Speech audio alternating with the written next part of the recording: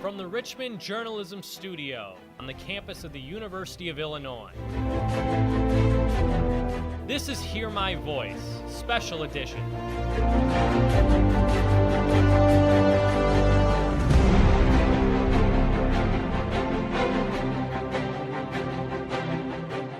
A few days ago, decide to go public with your story. He said the allegations were patently false against him.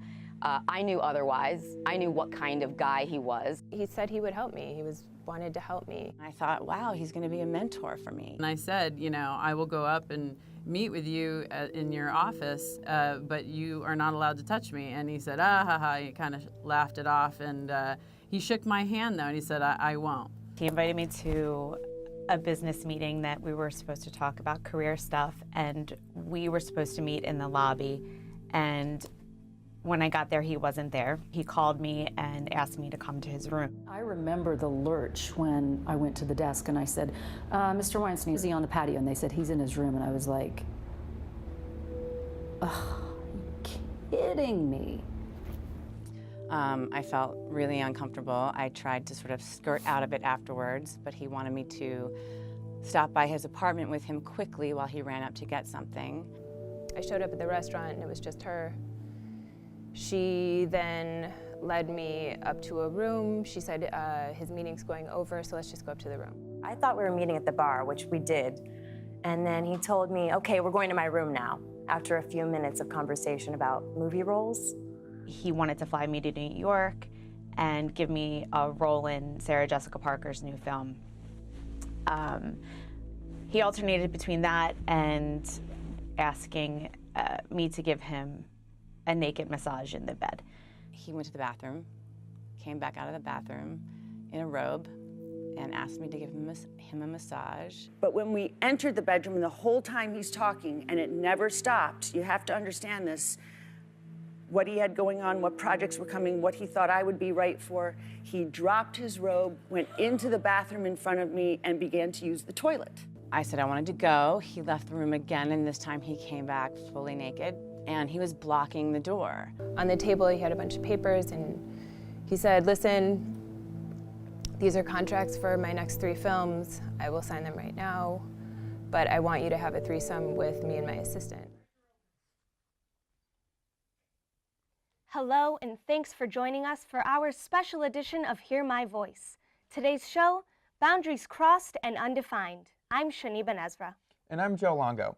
Today we're discussing the many sexual assault cases in Hollywood, in our nation, and on campus, addressing the questions and the responsibilities of citizens, institutions, and industries. We'll also talk about campus safety in general and how some international students may feel after one of our very own students, Yinyin Zhang, was abducted over the summer. The show is inclusive, and in that spirit, we'd like to hear your voice, your questions, and your comments live from YouTube. If you'd like to make a comment or have a question, just post it on one of our social media pages, where we're streaming live on YouTube under Hear My Voice UIUC.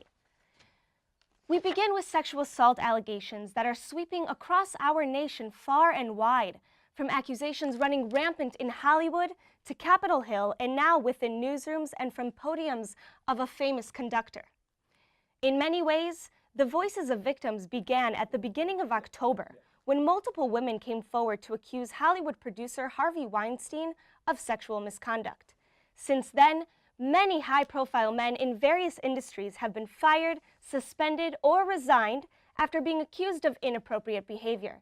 To date, that number has reached over 60 men and will likely to rise as power dynamics continue to shift.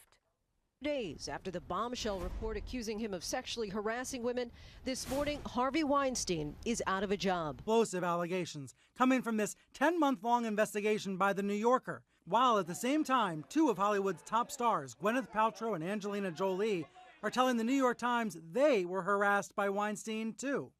Published on Tuesday, it says at least 11 women have come forward with misconduct allegations, including 3 who allege rape. President George H.W. Bush facing new groping allegations, this time from a woman who says she was 16 when he touched her inappropriately. Rosalind Corrigan told Time magazine as soon as the picture was being snapped on the 1, 2, 3, he dropped his hands from my waist down to my buttocks and gave it a nice, ripe squeeze, which would account for the fact that in the photograph, my mouth is hanging wide open. I was like, oh my goodness, what just happened? A growing number of GOP lawmakers distancing themselves from Alabama Senate candidate Roy Moore. The fallout in response to accusations of sexual assault and abuse. And he said, I am the district attorney of Etowah County.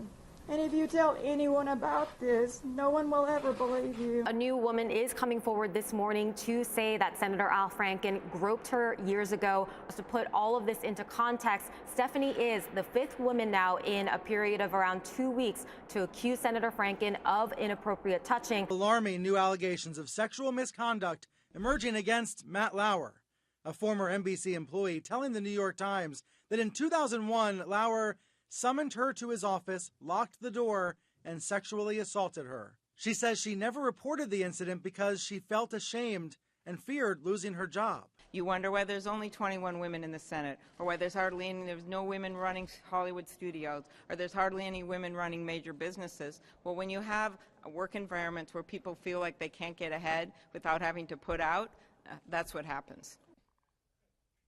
Many of these accused men, including Ben Affleck, are in films currently being screened nationwide.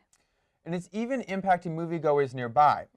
Last week I spoke with theaters in central Illinois to see how they're addressing these allegations at a local level. New and classic films. However, the theater is now faced with a hard decision. In light of the ongoing Hollywood fallout, should they air films produced, directed, and starring artists accused of sexual harassment? You know, we don't want to be showing things, about egotistical maniacs, or probably something produced by Mr. Weinstein. We try to have a moral compass when we're programming.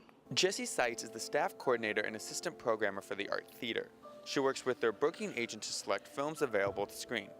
Actually, we've just recently reevaluated our programming strategy, and now it is opened up to the community in an effort to get really diverse voices out there. Seitz and other staff faced a moral dilemma in September about attending Fantastic Fest, a genre film festival in Austin, Texas. 2 men, including co-founder Harry Knowles, came under fire for sexual assault. Co-founder Tim League of Alabama Draft House issued an apology prior to the festival where he promised to remove Knowles from the company. Ultimately, we did decide to do Fantastic Fest only to represent and support the women who were there, but we made a statement and full support the women who avoided that. The Savoy 16 IMAX is owned by Good Quality Theaters, a chain with 31 locations throughout the Midwest and Florida. General Manager Melissa Garski says the individual theaters have very little say in what they show on screen. Our corporate office has a film department, and they're the ones that do all the negotiations for what we're going to be showing and how many screens it's going to be showing on. They work directly with the film companies to do that. The New York Times first broke the story in October 2017 by accusing Hollywood producer Harvey Weinstein of sexual assault. Since then, over 35 high-profile men across a range of industries have been accused of various degrees of sexual harassment. As far as movies are concerned and what we're showing on screen, we're always pretty much, leave it up to the customer, the consumer, to decide what they do and don't want to see. Movie theaters are also reeling from a 25-year low at the summer box office. It remains to be seen just how much of an impact the sexual assault fallout will have on Hollywood. Local theaters are not the only ones wondering if you can separate the art from the artist. We hit the quad yesterday to hear what students had to say about the question, and we're wondering what students might think about supporting Hollywood's alleged accusers in their latest works. Okay. Personally, I wouldn't boycott a film based on one person in the film just because there's so many other people who worked really hard to make the film come together. I don't really think that it's right to support people who have been accused of it because probably there's meaning behind it. If I saw someone who committed sexual assault on camera, that's all I would be able to think about. It's difficult to say just because a lot of the times the film or the TV show doesn't really reflect the vision of whoever was the perpetrator of that. I would continue watching the show regardless if the director was accused of sexual assault. I love the shows. I want to say yes, but morally I want to say no because we shouldn't be supporting people that commit these acts. Rapists should not be able to get away with anything, and that I would not watch a movie that they made. Kevin Spacey, for example, allegations went down, and Netflix canceled House of Cards. So I kind of see that as a way of them letting people know that they don't stand for stuff like that. and if we don't speak up for it, then no one will. If it's something that's worth watching, then it should probably be made by people who are worth my attention. While everyone may not be in agreement, the industry has already started to take action. Streaming services like HBO Go have already removed content from some of the accusers, including Louis C.K. And Joe, didn't Netflix actually just remove Kevin Spacey from his role in House of Cards? Right, they removed him as both a producer and the star of the show and announced their next season will be their final and star-only Robin Wright. Wow. Well, you know, much like the accusations, the impact of these allegations travel far and wide. It's also important to recognize how social media has played a role in giving voice to the voiceless and finding solidarity among survivors. The social media Me Too campaign is one platform that has given victims a chance to speak out. Some are calling it the hashtag that rocked the world. We would really want everyone to know that for every Weinstein out there, there's 100 more men in our communities who are doing the exact same thing. The Me Too campaign was started by activist and survivor Tarana Burke. The campaign is actually an 11-year-old movement, but it did not become a social phenomenon until actress Alyssa Milano tweeted, #MeToo, when Weinstein allegations came to light. Her goal was to steer the conversation away from the predator and towards the victim. She sparked in women the confidence to come forward with their own experiences being sexually assaulted. Doesn't matter how it started, doesn't matter who tweeted it, doesn't matter that it's Hollywood. We're all human beings and everybody has a story, and now people are standing up and paying attention. So I feel great about that. This campaign continues to bring more women's stories to light. Just this week, 4 women who have previously accused President Trump of sexual misconduct before he took office called on Congress to investigate their allegations. So let's take a stroll back to the 2016 election. A candidate at the time, Donald Trump, was caught on tape bragging about groping women. 15 women have accused now President Trump of sexual harassment. The White House has denied all allegations. The president has denied any of these allegations, as have eyewitnesses. Senator Al Franken stepped down last week after an 8th woman accused him of sexual harassment. But amidst allegations against Trump, Franken doesn't agree with resigning. I, of all people, am aware that there is some irony in the fact that I am leaving while a man who has bragged on tape about his history of sexual assault sits in the Oval Office, and a man who has repeatedly preyed on young girls campaigns for the Senate with the full support of his party. Many prominent senators are now calling for President Trump to resign and are backing his accusers' demand that Congress investigate into Trump's history of sexual misconduct. Even U.S. Ambassador to the United Nations Nikki Haley weighed in. Women who accuse anyone should be heard. They should be heard and they should be dealt with. And I think we heard from them prior to the election. And I think any woman who has felt violated or felt mistreated in any way, they have every right to speak up. So what is Congress actually doing? The House of Representatives approved a bill earlier this month requiring sexual harassment training for members and their staff. Lawmakers are now also filing bipartisan legislation to expose members who have used taxpayer funds to settle sexual harassment claims, such as Michigan's longtime Democratic Congressman John Conyers. And today is voting day for Alabama's special Senate election. Roy Moore is still in the race. The results will tell us just how important sexual assault is to the American people. While Congress may only be addressing sexual assault now, measures have already been put in place to address this issue on campus. Title IX is a federal civil rights law that addresses sexual harassment, sexual violence, and any gender-based discrimination that may deny a person's access to educational benefits and opportunities. The Obama administration took significant measures to make sure that sexual assault was included in the harassments prohibited by Title IX. Through the Dear Colleague letter and the Violence Against Women Reauthorization Act. The Trump administration has since rescinded these efforts and plans to change the way colleges address sexual assault. Established by the prior administration has failed too many students. Survivors, victims of a lack of due process, and campus administrators have all told me that the current approach does a disservice to everyone involved.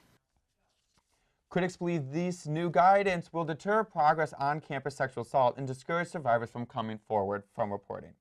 Shani, I can't help but feel that these laws that might become in place are not going to be helpful. Right, Joe, I'm wondering, what really is the point of amending this process that took a lot of work and, it seems that it's benefiting the survivors. And I think it's extremely concerning to hear Betsy DeVos, calling accusees victims as well.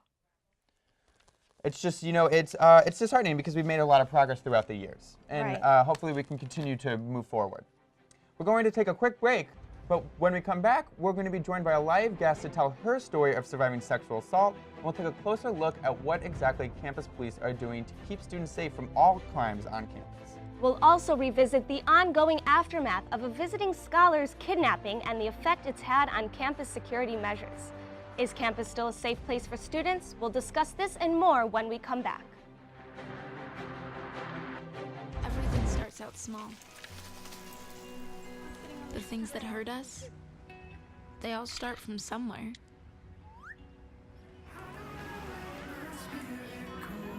The words we say, the things we do, they can grow into something else. What was small and innocent can become big and sometimes scary. All it takes is one comment, one picture, one video for something to catch fire. But a big problem doesn't need a big response. Not at first. Even if we don't know what to say, the eye emoji can be that first step we take. Let's all pledge to take that first small step together and change the world in a big way. I'm a witness, and so are you.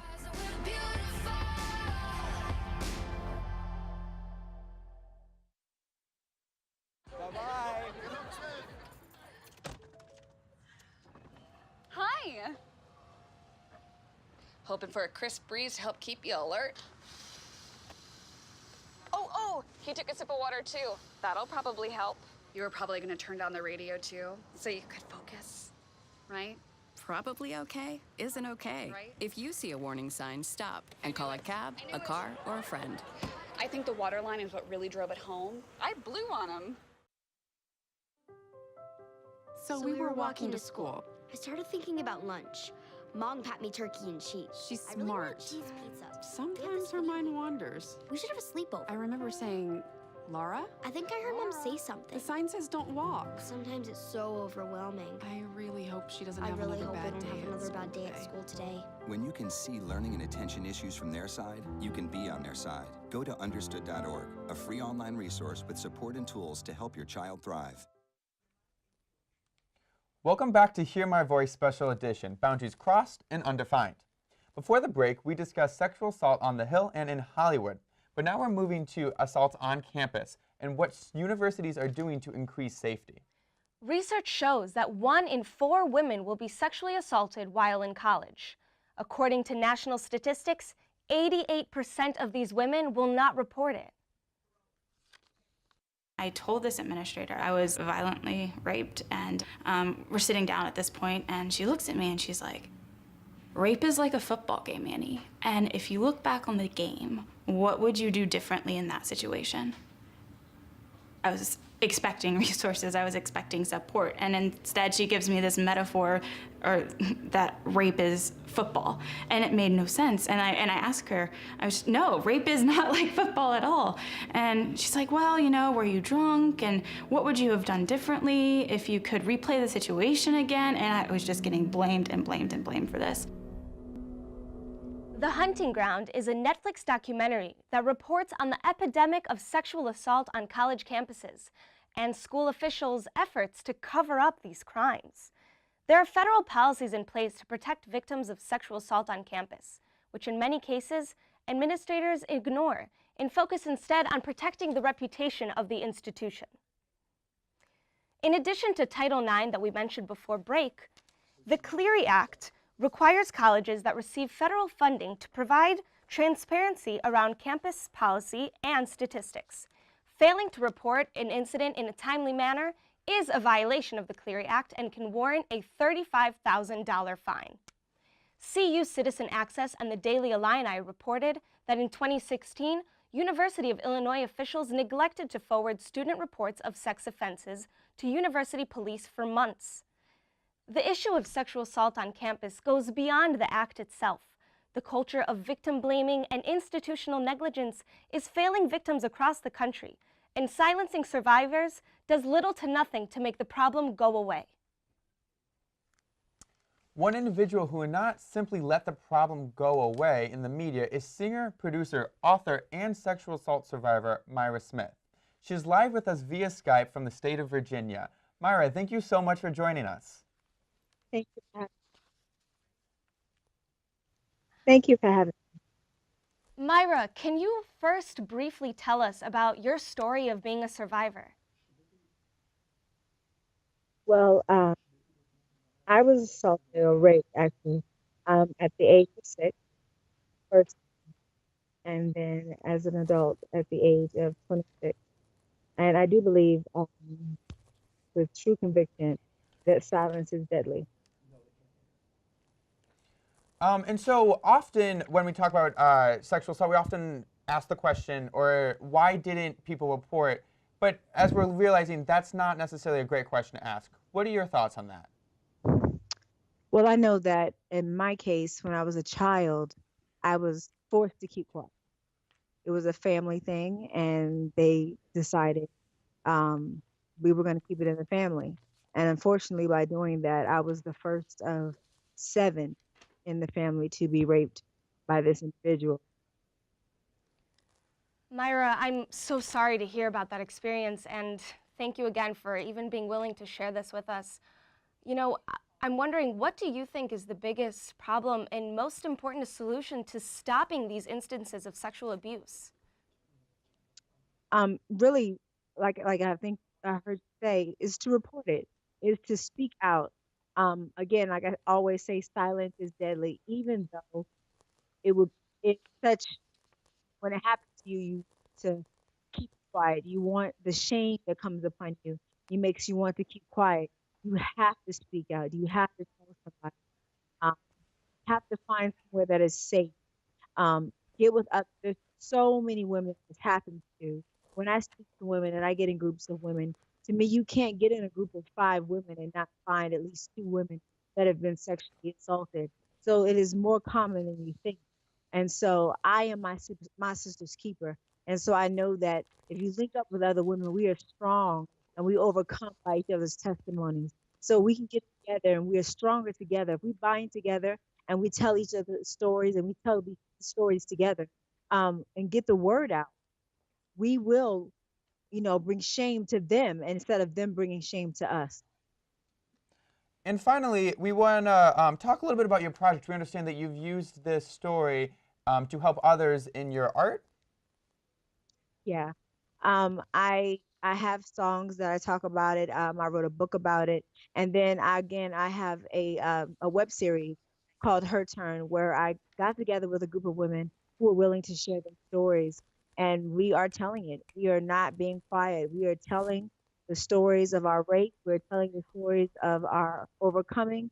We're telling our stories of our survival. And there are women lined up waiting to tell their stories.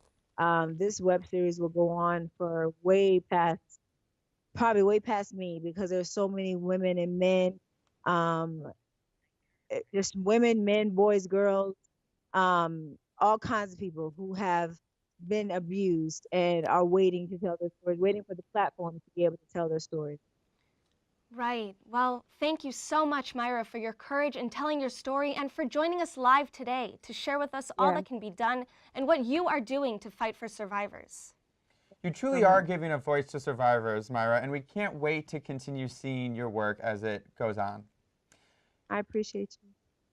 Thank you so much. We feel positive and hope that Myra sharing her story can help others share their story as well and live out and open. However, unfortunately, sexual assault isn't the only crime we're dealing with on campus today. It's been half a year since 26-year-old Ying Zhang was last seen on campus, and authorities are still continuing to search for answers about her sudden disappearance. Zhang was Chinese scholar here at Illinois, and she arrived in April from southeast China to conduct research for the Department of Natural Resources and Environmental Sciences. Campus police released the surveillance footage you're about to see from a nearby parking garage on June 9th. The footage shows Zhang getting into a car at the bus stop at the intersection of North Goodwin and West Clark Street. That was the last time she was seen, and FBI officials presume she is dead. On June 13th, authorities arrested former U of I doctoral candidate Brent A. Christensen with her kidnapping. Christensen has pleaded not guilty to his charges, and his hearing is scheduled for February 27th. If he is convicted of the kidnapping resulting in Zhang's death, he could face the death penalty or life in prison. QAD in Moline, Illinois reports that authorities say the investigation took longer than necessary because the surveillance cameras were outdated and the footage was foggy. School officials are also saying that they are working on this story continuously. This incident has sparked concerns over how up-to-date safety technology is on campus. Another one of our reporters, Jessica Watson, went out to learn more. Jess? Thank you, Shani. Being such a large campus, certain safety measures must be put in place to keep campus safe.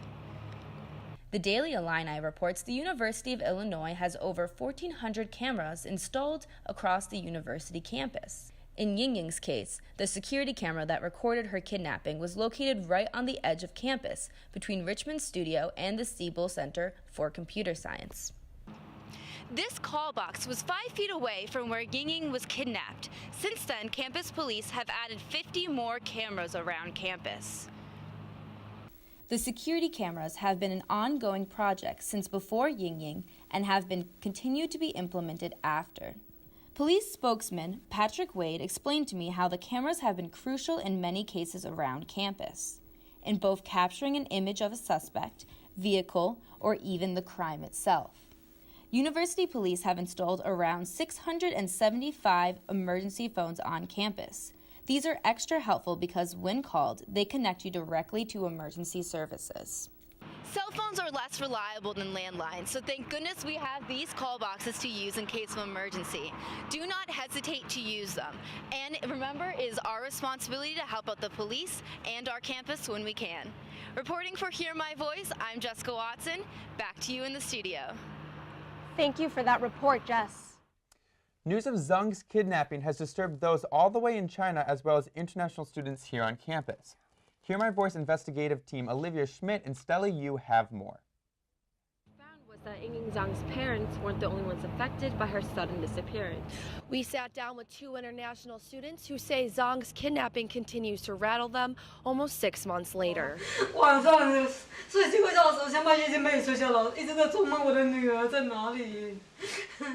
Since Yingying Zhang's disappearance, 2 international students from the University of Illinois opened up about their concerns with campus safety. So my name's Jinso Park, and I'm 21, and I'm from Seoul, South Korea. Hey, I'm Karen Yuan. I'm 20 years old, and I'm from Hong Kong.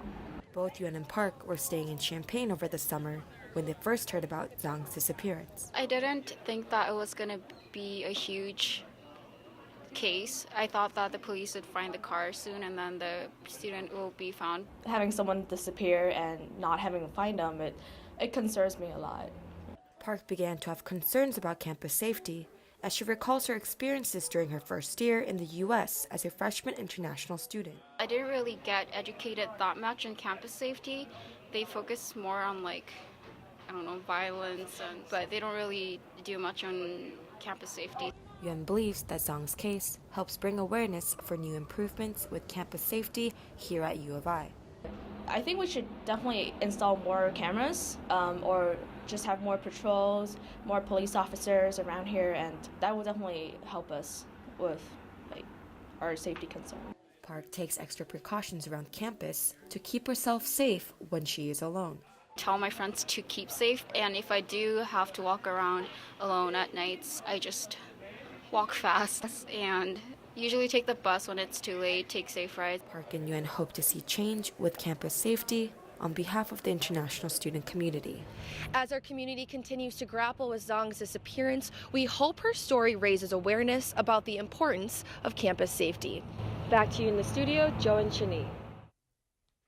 Thank you, Olivia and Stella, for that report. And as a matter of fact, they'll be joining us later in the show to discuss covering this and other tough topics as a journalist. And still to come on Hear My Voice, we'll be joined by Campus Police Officer Lieutenant Joan Fiesta in the studio to continue the conversation, and it's important information that you'll likely want to remember. And we want to hear from you, the audience. What do you think needs to be done to bring an end to sexual assault and diminish crime on campus? Post your comments on our social media platforms on YouTube Live so we can read what you think.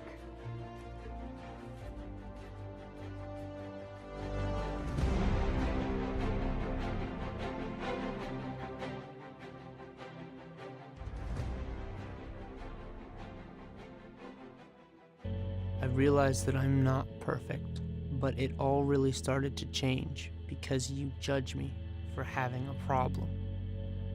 No one is going to know that I need help. I need help. I know that no one is going to judge me for having a problem. I realize that I'm not perfect, but it all really started to change because you listen.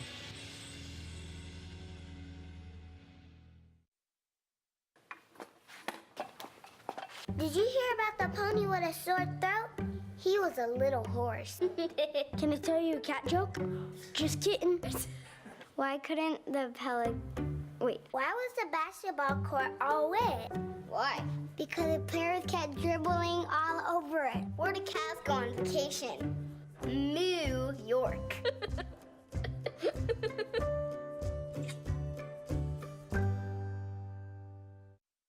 What to expect when you're expecting Like here.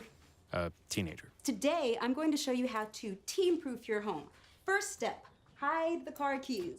Preferably somewhere they would never look. Challenges will come up. Be ready for them. Hi, honey. Ready for the... Mom, you don't use mannequins in the mannequin challenge.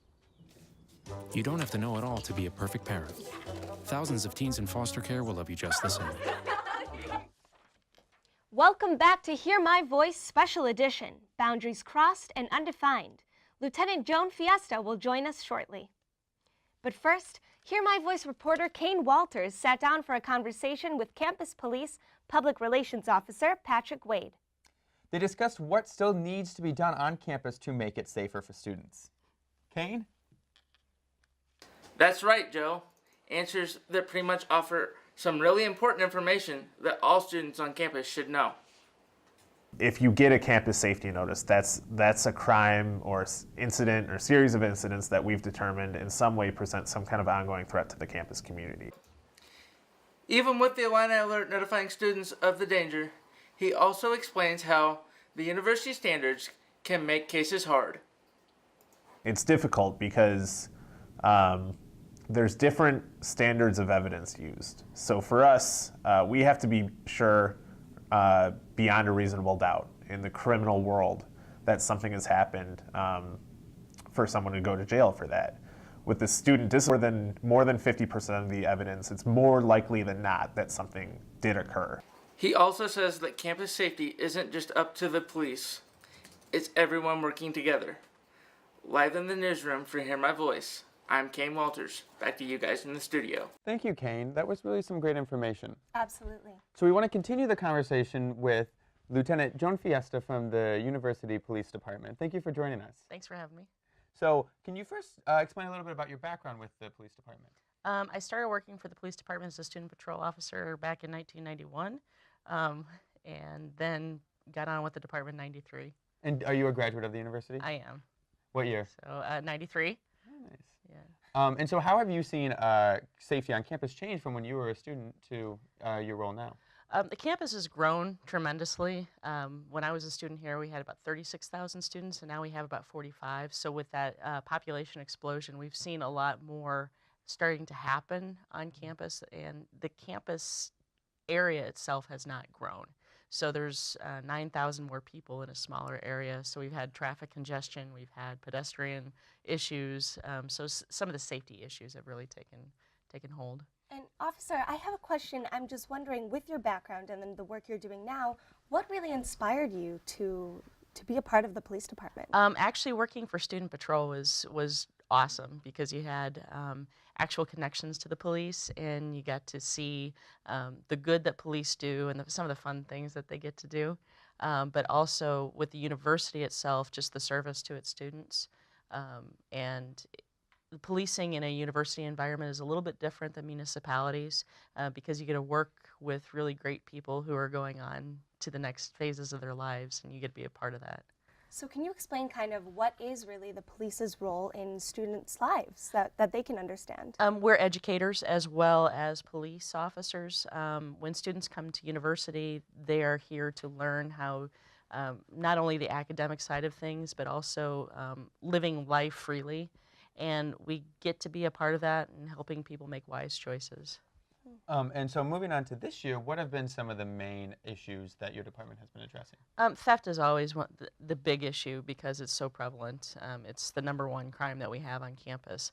But in the past few years, there's been a greater emphasis on sexual assault, and not only what people can do to prevent it, but what bystanders can do and what basically those who are perpetrating sexual assault, what they need to do to stop. So what is it that they can do?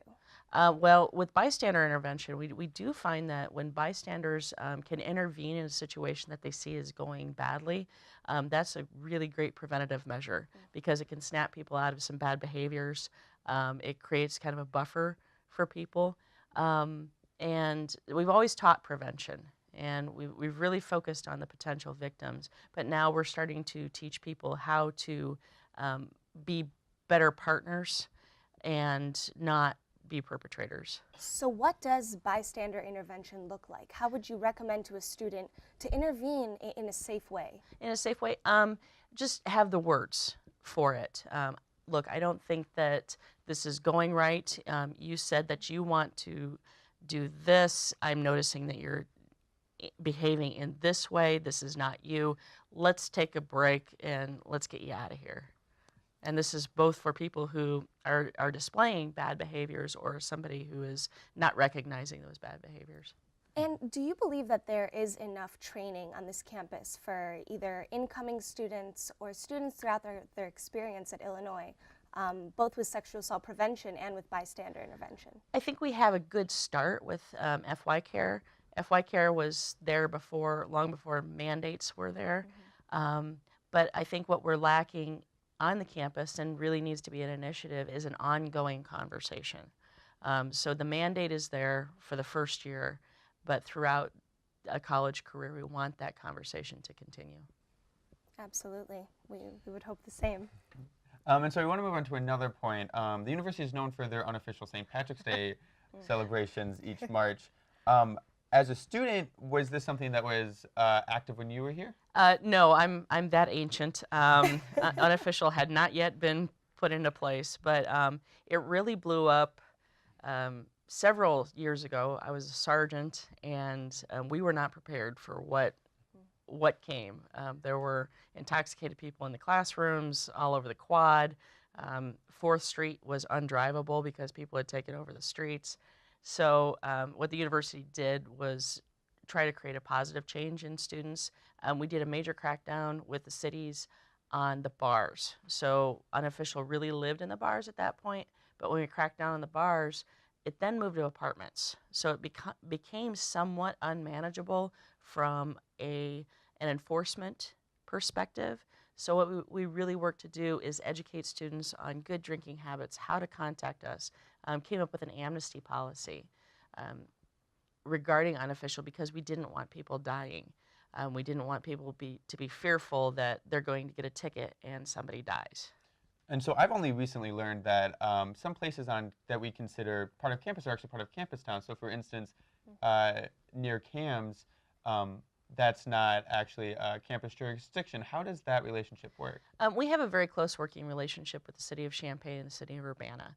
So even though we do have jurisdictional lines, so if you call 911 based on the address, that is a Champaign response or an Urbana response.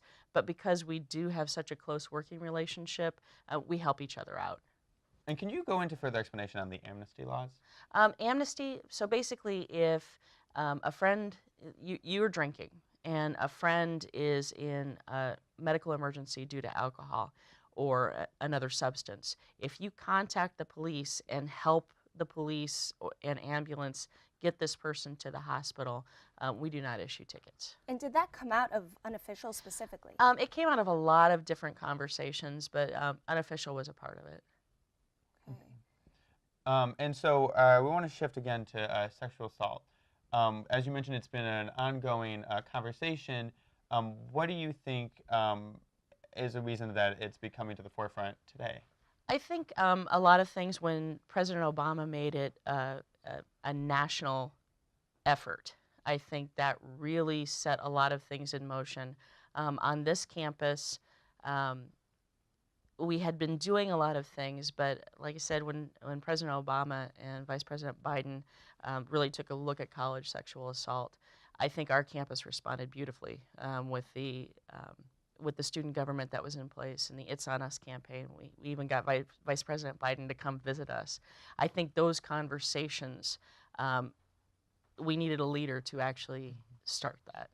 And coming out of those conversations, how does the Clery Act, add to the university's ability to protect students? And if you could describe exactly what the Clery Act is. Oh, sure. The Clery Act is a federal mandate that universities are not allowed to hide crime statistics or safety statistics, because universities are very competitive, and safety is one of those things that people look at. So if there wasn't that act, universities might not be as transparent as they need to be.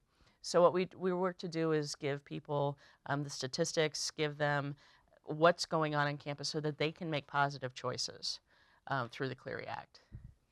And can you give students, whether they're freshmen or whether they've been on campus, kind of those tips to really make safer decisions? Know what's going on.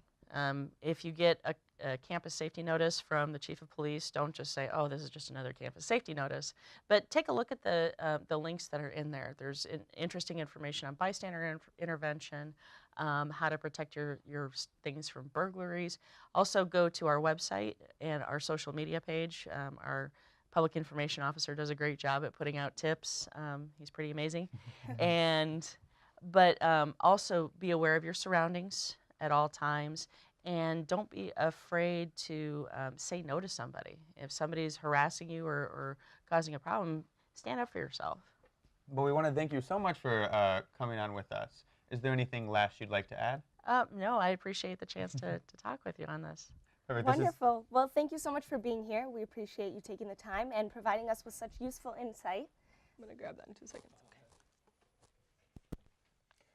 Before we take a quick break, we should also consider the perspective of male victims of sexual assault. You know, it's usually underreported, but we're hoping that will change with the Me Too campaign, and many may hopefully start to speak out. That's a really good point, Joe. If anyone is a victim of sexual assault, there are resources on this campus to help you. The Women's Resource Center provides all sorts of support services. The Rape Advocacy Counseling and Education Services and University Counseling both have individual counselors. You can find all of this information on our Twitter account at here_my_voice1. And always remember, you are not alone. We'll be right back. What to expect when you're expecting a teenager. Hey guys, today we're talking about how to wake up your teen, and this works literally every time.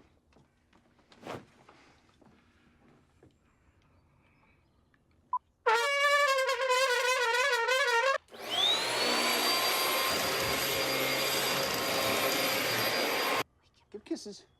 Give kisses. Look. Give kisses. Give kisses.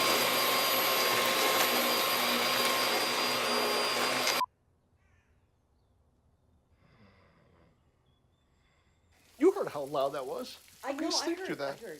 It wasn't you. It was the... Is that bacon? You don't have to know it all to be a perfect parent. Thousands of teens in foster care will love you just the same. Bacon. Families come in all sizes and shapes. Sometimes your friends are your family by choice, Or sometimes you're just stuck with Uncle Charles. But what we know is that you want to protect the people that are close to you. But the flu can unravel everything. Your flu vaccine protects you and your family. No matter what draws your family together, protect yourself, protect your family. Everyone needs a flu vaccine.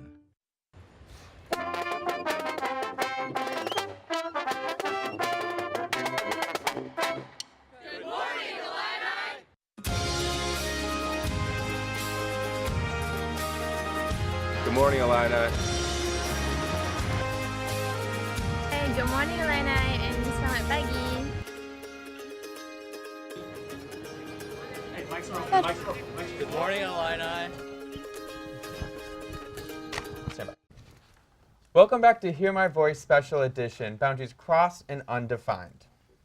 Speaking of crossing boundaries, it's important to discuss the difficulties of covering these types of stories as journalists.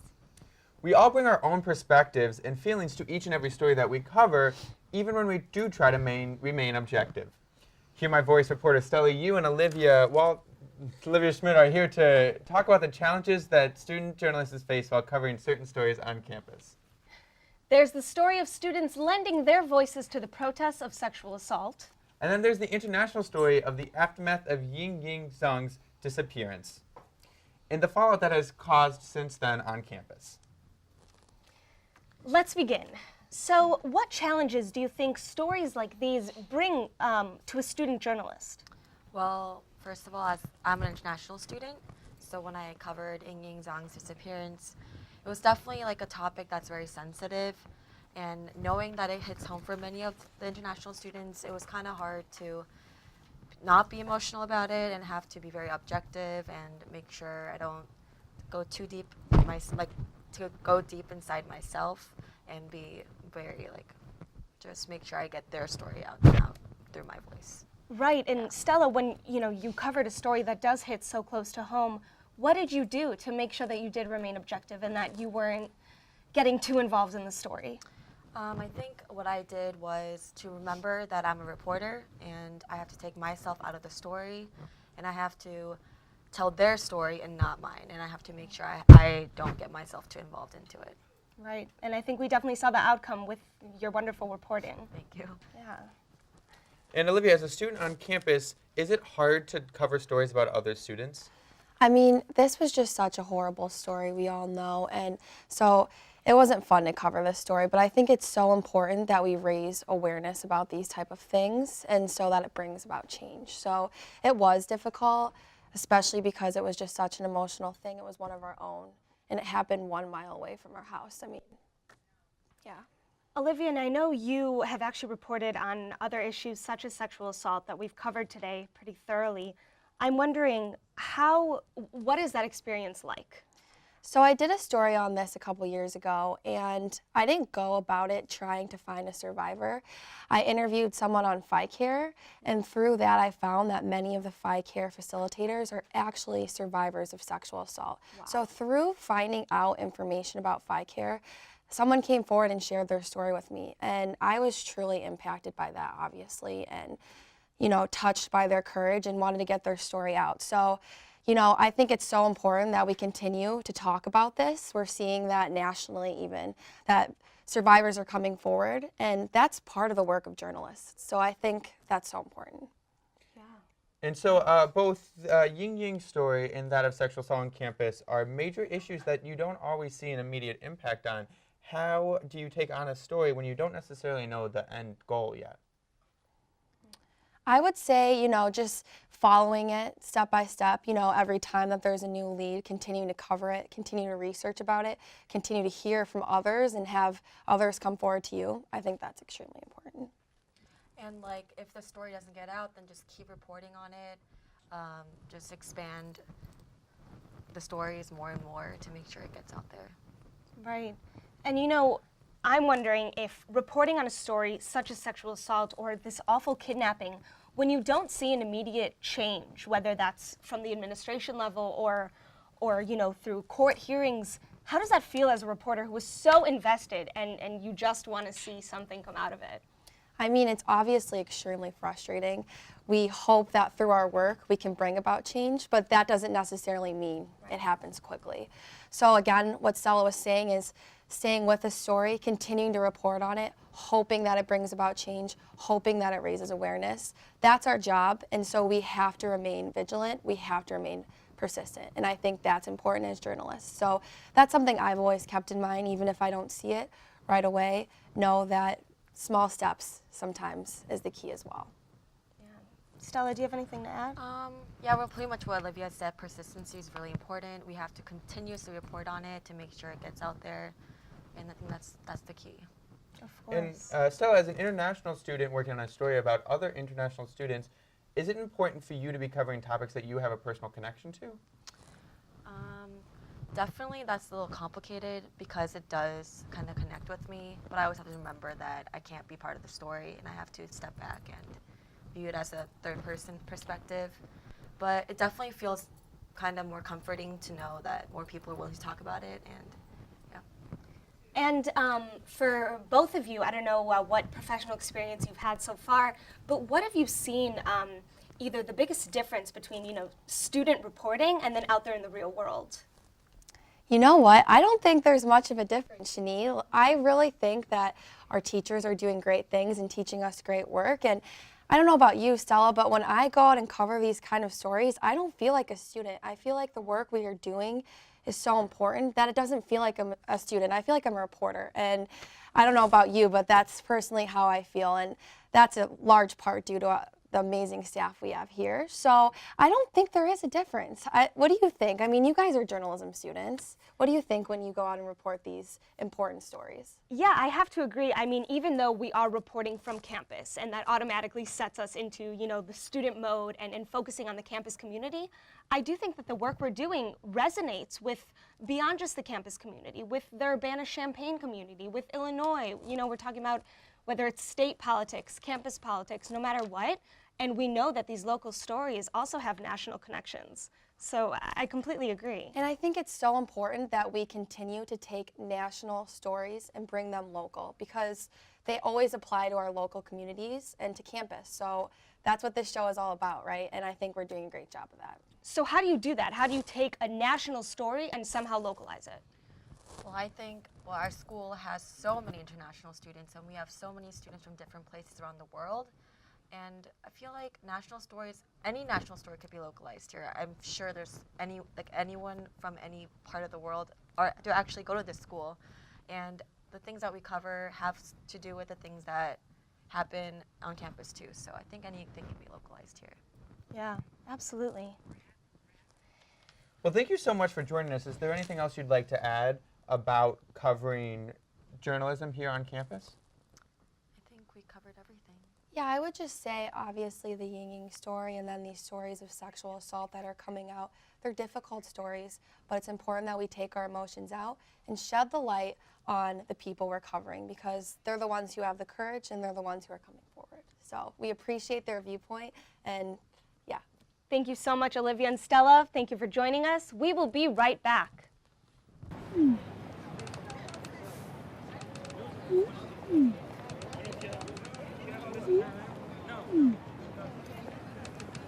Don't ignore the subtext. It's on us to intervene in sexual assault. Because we can. Take the pledge at itsonus.org.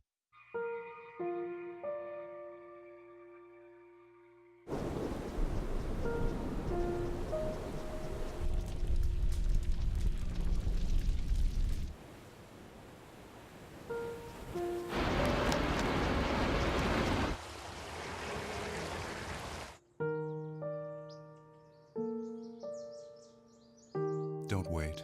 Communicate. Make your emergency plan today. There. Can I tell you a cat joke? Just kidding. Why did the girl ask the mushroom to dance? Because he was a fun guy. What do you call a pig that knows karate? Pork chop. Why was the basketball court all wet? Why? Because the players kept dribbling all over it. Can I tell you another one? So how does a tissue dance? Put a little boogie on it. What's Beethoven's favorite fruit? Banana. What is a boxer's favorite drink? Fruit punch.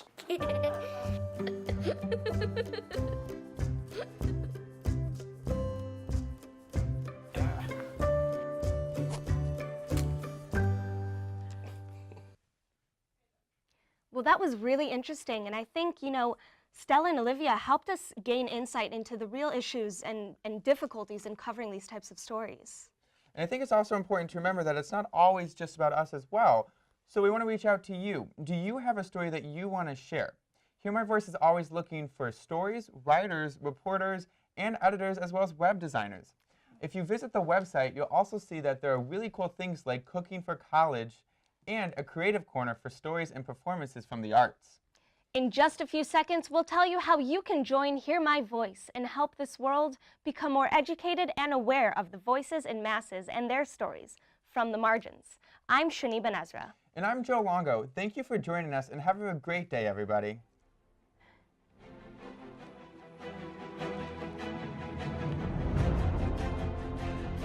Hear My Voice is a registered organization, multimedia program, class and active centralized empowerment initiative directed by Dr. Janice Marie Collins of the University of Illinois, Urbana-Champaign. If you'd like to join or follow Hear My Voice and its efforts of positivity and education through inclusion, visit any of our social media websites or email us at hearmyvoiceuiuc@gmail.com.